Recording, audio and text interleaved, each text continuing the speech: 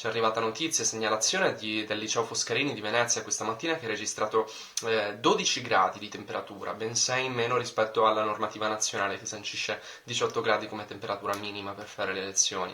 Anche questo è un problema di finanziamento, è un problema di ascolto, è un problema che denunciamo ancora dalle settimane precedenti alle festività di Natale. Secondo giorno di rientro artico in aula per gli studenti del liceo Foscarini di Venezia, con l'impianto di riscaldamento al di sotto della temperatura minima prevista per permettere il normale svolgimento delle lezioni.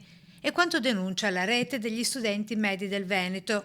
Segnalazioni analoghe giungono tristemente da tutte le province regionali, puntualizza il portavoce. Da scuole nel Padovano, nel Trevigiano e nel Vicentino. Studenti che, tengono a precisare, sono a favore della scuola in presenza, ma in sicurezza, a cominciare dai test rapidi e dagli inesistenti, sebbene promessi, dispositivi individuali. Ma anche sul fronte della gratuità di mascherine e di tamponi, che non sono state appunto date gratuitamente a studenti e alle famiglie. Investire in una scuola nuova per renderla sicura e accogliente, a cominciare da un'edilizia ancora troppo vecchia e per questo pericolosa. Ci sono stati troppi pochi passi avanti sul fronte dei trasporti pubblici, sul fronte dell'edilizia scolastica per evitare la presenza delle classi pollaio. Non basta portarsi una coperta da casa per temprarsi al freddo in classe, dice Marco, il coordinatore regionale, chiedendo un tavolo di intervento in prefettura perché vengano messe in campo misure urgenti per risolvere una situazione di grave difficoltà, dice.